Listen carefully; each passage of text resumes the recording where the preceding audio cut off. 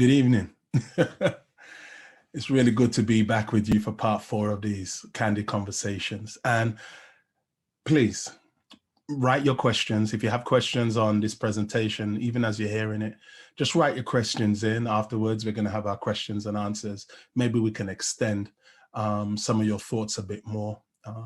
This is going to be a message that I'm going to expand over the next 2 messages, but we're starting with this idea: is God in control? Is God in control? You know, the question of who is in control speaks to the deeper desire for justice and equity. As we look at these inequities in the world, we question so deeply, and people of religious faith and seekers in faith are questioned all the time to explain evil. If God is so powerful, why does he allow such evil? Why does he allow the existence of evil in this world? And it's a recurring question of human existence as we view our inhumanity to each other, and as we view the way in which we mismanage and just abuse the planet all around us. We want deep answers because we think that we are that complex as human beings, when really the answer to who we are and why we are and why we presently are is quite simple. Choice. Choice. The ancient biblical writers of this text, the Bible, make it clear that creation is an act of free will and an act of love of God. God is not coerced into creating. No one is holding a cosmic gun to God's head and forcing him to create the world and extend his divine power into all the world. God's act of creation is by choice. God's act of creation is by choice. His love for creation is by choice. His gift of free will and gifting us with free will as human beings is by choice. And God's response to how we exercise that gift of free will is also by choice. And God is binding himself to the rules that determine our existence. Human free will is sacred and unforced, and choosing to love God will be equally sacred and unforced. I mean, think about it. You can force somebody to fear you, but can you force somebody to love you? You know you can't. You know you can't. They may say it. Oh, I love you. Oh, I love you. Girl, you know, I really love you. You know, I love you. They may say it with their mouth, but in the privacy of their mind, in the privacy of their heart, they absolutely refuse to love you. Why? Because love is the largest and biggest giving of ourselves that we will do as human beings. And the freedom of choice is the most sacred of all gifts. And that's a massive chance when the stakes are so high.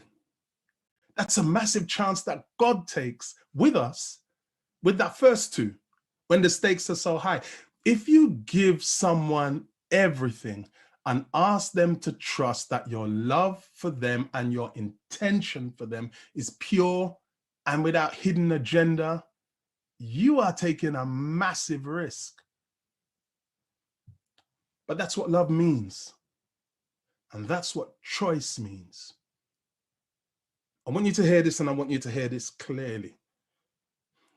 If you create from unforced love and you ask your creation to love you with unforced love and unforced choice, you have to give them the freedom to love you, even if that choice goes against you. Because that's what love is. And that's what choice is. And that's who God is. And that's the reality that God created us in. So God did it. And the choice went against him. We see that the choice went against him. And that was their choice. So I know you're sitting there saying, well, if that was their choice, why didn't God just honor their choice and leave them to it and leave them alone? He didn't, because they didn't know that the decision they were being asked to make was based on a lie. And that's the difference. They were being lied to, and God was being lied about. The story makes that clear. So the enemy, the serpent, the protagonist in the story, says, you won't surely die. But they felt that death immediately. They felt the death of innocence. They felt the death of safety. They felt the death of their relationship to each other. They felt the death of their proximity to God. They felt the death of their identity. They felt the death of their agency. They couldn't fix it. They tried to cover it up with fig leaves and everything was broken. They chose, and they chose wrong. They chose deceived, but they chose freely, and they chose unforced. So the question in the story is, how does God choose in response to their choice? How does God choose? Because he can't help but having foreknowledge. I mean, he can't help but having foreknowledge. It comes with being God. The same way you can't help having foreknowledge for a little child that's playing around the stove and you're telling the child, don't play there. No, come away from that. It's going to burn you. The child has never touched heat, doesn't know what it is. And then in the end, the child touches it. You can't help having that foreknowledge. You have a wider sense of how the world is. You have a wider sense of what existence is, but he is bound to the sacredness of love and free will. So his knowledge cannot stop us from exercising our choice, as much to a large degree as we will allow our knowledge to stop them. But they are exercising free will about choosing him, choosing to believe, choosing to trust, choosing to give themselves freely to him, choosing to love him freely and without reservation. That's what they are choosing. So now he must choose in response to them. And he chooses his response because everything is broken now. Everything has changed now. The world as they know it and reality as we now know it and experience it will reflect the magnitude of how much everything has changed. So now it's God's move. It's God's move.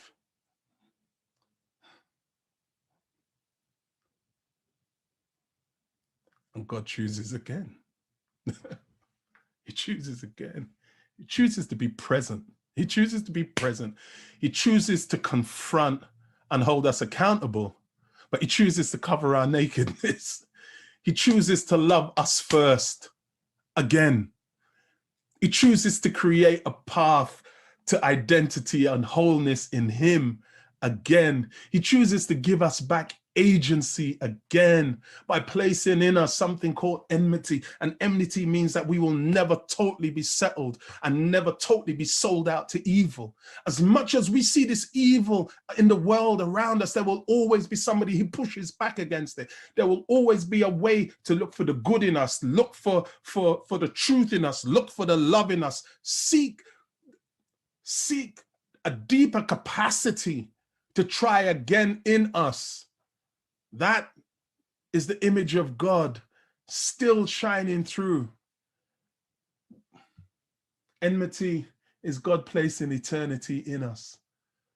And so our hearts will always search for him. Our hearts will always seek for him. Our relationship to the planet is broken. And we will suffer from and suffer as a result of that relationship. Hurricanes remind us of how fragile we are. Tsunamis remind us of how fragile we are. Earthquakes remind us of how fragile we are. The way in which the ozone layer is being depleted and the effect on the melting polar ice, all of these things remind us of how fragile we are. God has not lost control of the planet. The decision that God is making is how he rescues his children,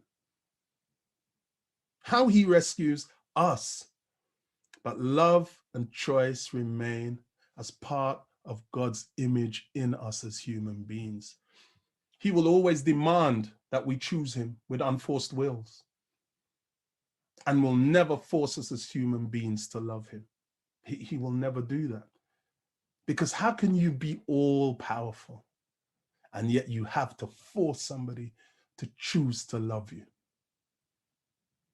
to choose to give their hearts to you?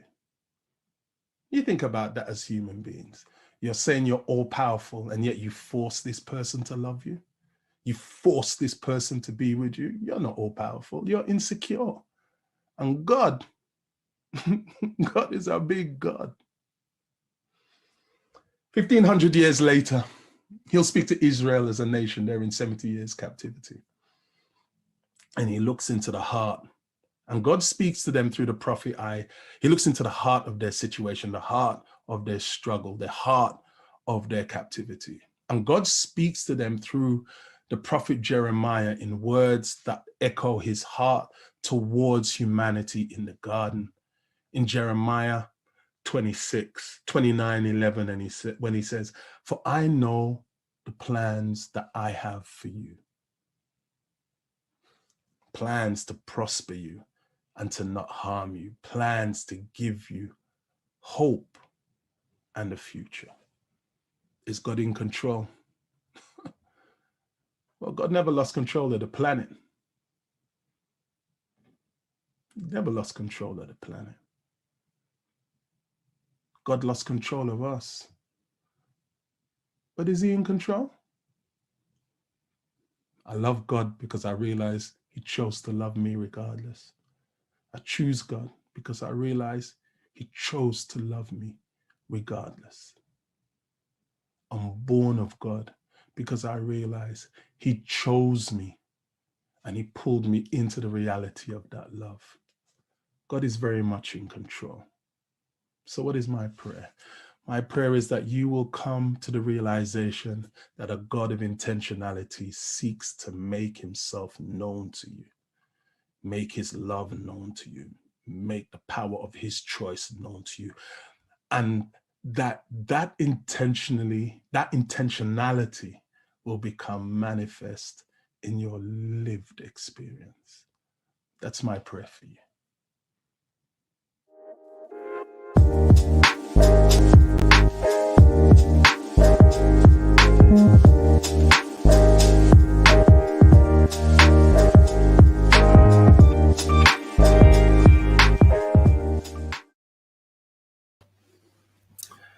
So thanks for joining us. Thanks for coming along with us on this journey.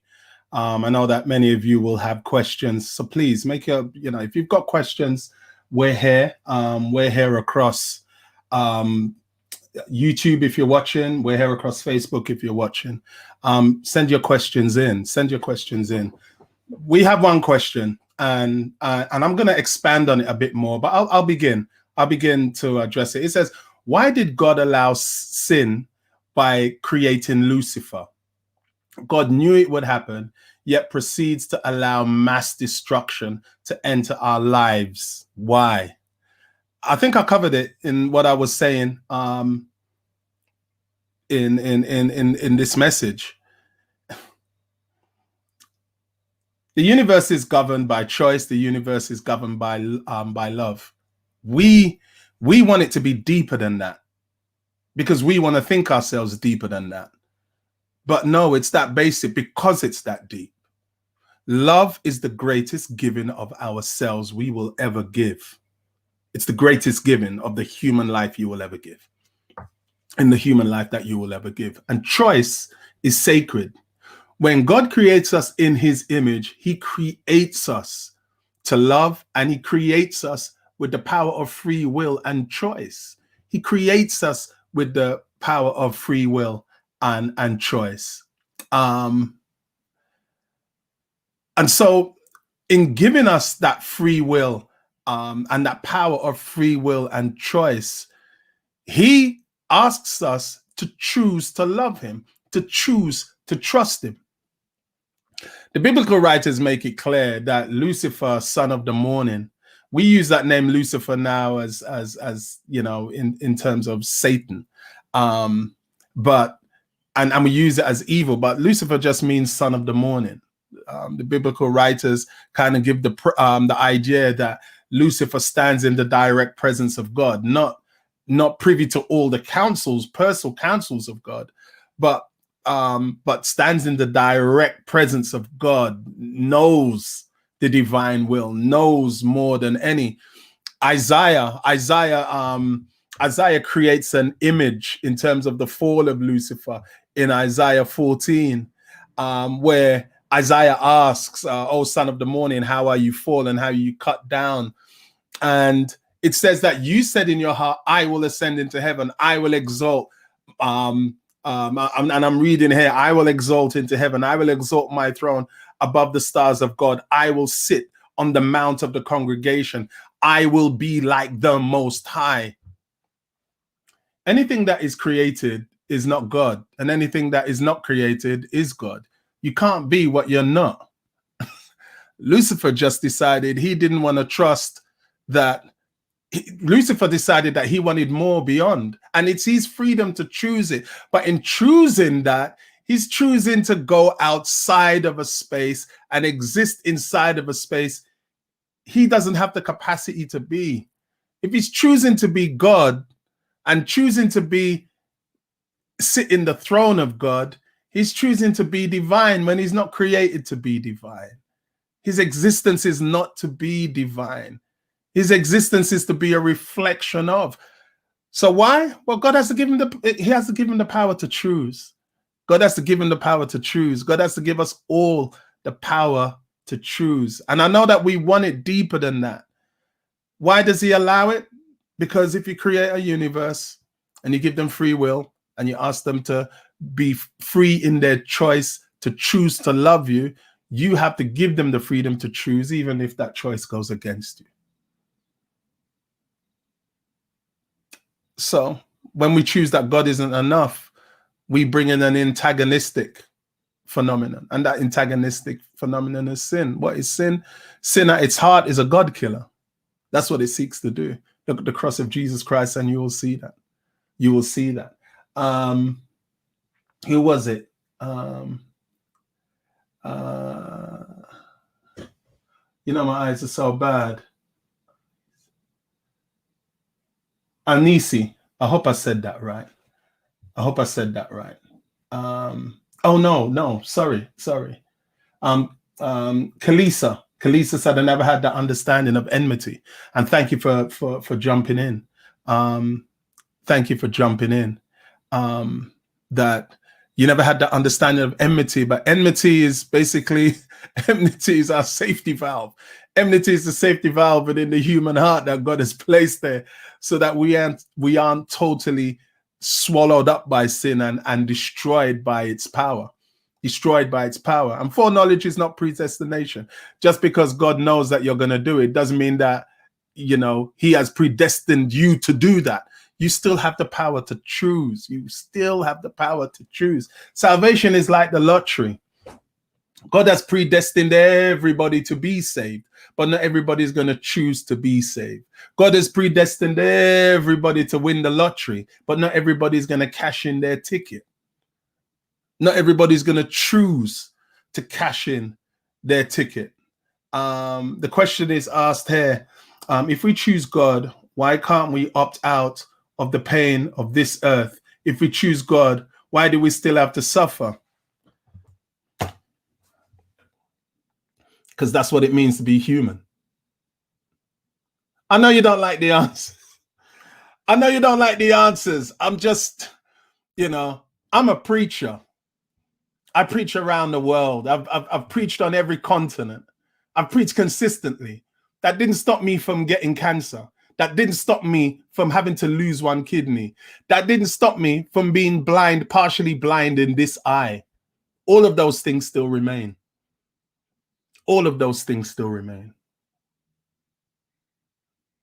But this is what I did know in the midst of all of that.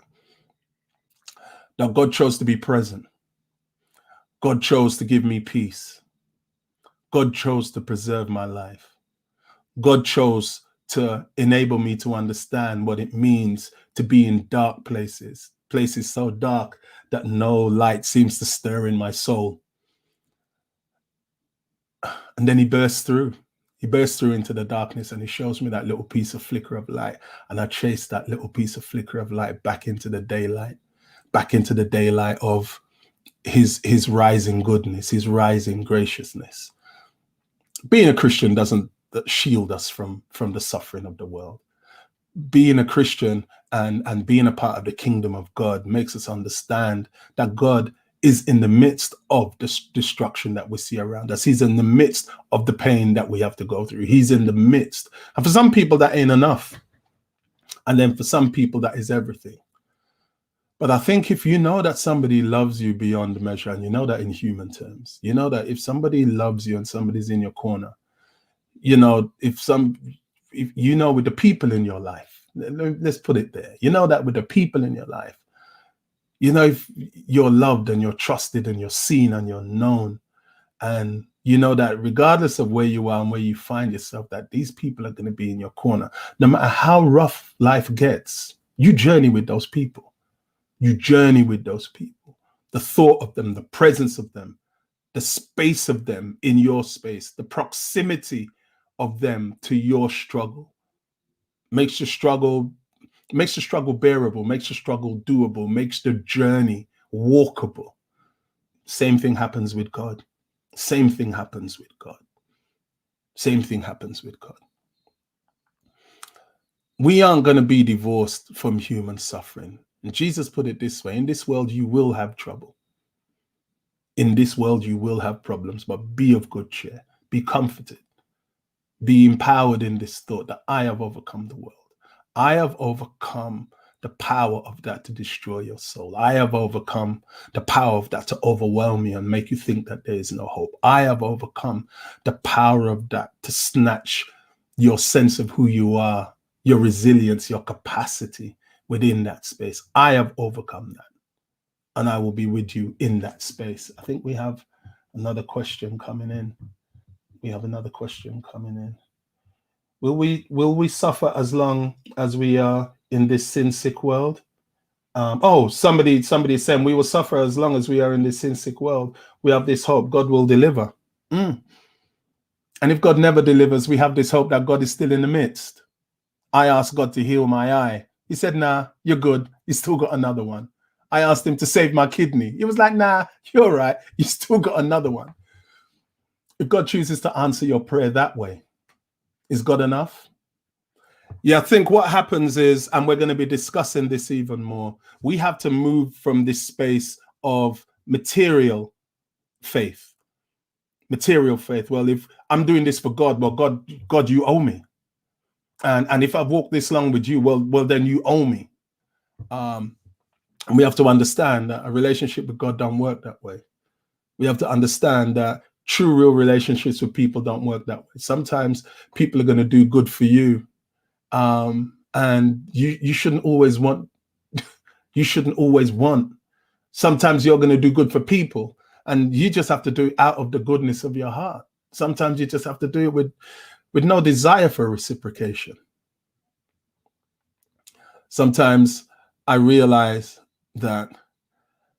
most times I realize that what God is calling me to, and what God calls us all to in him, is a life of surrender.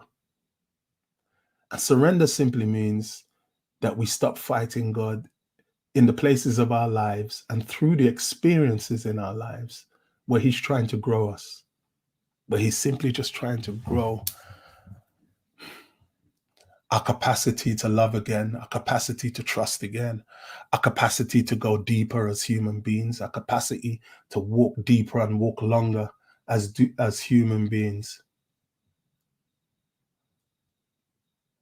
Why do Christians follow Paul instead of Yeshua? That's a question. Questions on another topic. Why do Christians follow Paul instead of Yeshua? Why do they follow Paul instead of Jesus? Well, Jesus never created. You have to remember, yeah, and we've only got a couple of minutes with this. What is the problem that people are struggling with Paul? This is the problem with Paul. Paul is speaking to a Western culture. He's speaking to Hellenism. Christianity is not a Western religion. It's an Eastern religion. It's coming from the hub of Africa and moving into the Hellenistic world. So every conversation that you see taking place with Paul throughout the Gospels is Paul trying to get the thought of an Eastern God into a Western mind. And the struggle of a Western mind trying to deconstruct the way in which it sees the world, the way in which the world is framed for the Western mind. Paul is trying to deconstruct that and say no. So when Paul says that the divine has found a way to become human and live amongst us, for the Western mind, for the Hellenistic, the Greek mind, they're like, no, that's foolishness. No. Flesh is flesh, spirit is spirit. Spirit cannot come down into flesh and remain spirit. And flesh can never get into spirit. But Paul has said, well, God has found a way to do that. The word has become flesh. The word has lived among us. And so people are consistently struggling with the writings of Paul because Paul is trying to explain to the Hellenistic world the Eastern understanding of faith, the Eastern understanding of God. When you understand the scripture and understand the New Testament from that perspective, then you'll understand why Paul struggles. Paul goes up onto Mars Hill, talks to them about this unknown God, and they're with him. Oh, yes, yeah. Oh, yeah, we know the unknown God. Then Paul turns around and says, well, this unknown God has been revealed as Jesus Christ, who was murdered, buried, and then rose again on the third day. They was like, he what? He died and rose. That was like, oh, miss me with that, man. No one dies and rises again. It's all right. Miss me, miss me with that. Miss me with that. Paul is consistently and continually pointing people to who Jesus Christ is. So if you are a person who follows Paul instead of Yeshua, instead of Jesus Christ, you've missed it. You've missed it. Because Paul made it clear after Mars Hill, I am determined to know nothing amongst the people except Christ and him crucified and the power of his resurrection. So if you're missing who Paul is speaking to, you're missing the New Testament altogether. Paul has no message about anyone other than Jesus Christ.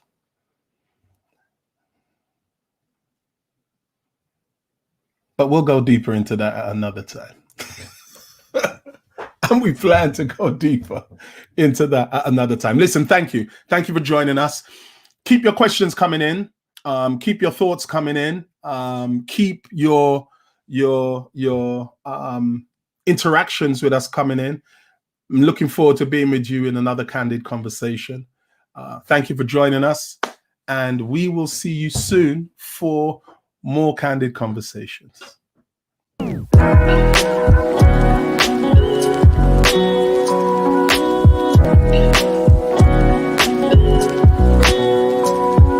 Thank you for joining us this evening for Candid Conversation. If you love what you saw here tonight, be sure to subscribe to our YouTube channel as well as turn on your bell notifications so that way you know every time we go live. Have any questions? Be sure to click the link in our description box and let us know your thoughts. And remember, ain't no judgment on this side. Also, be sure to like, comment, and share us on all of your social media platforms so that way your friends and family can be a part of the community as well and stay in the know of everything here at Mount Pisgah. See you next time.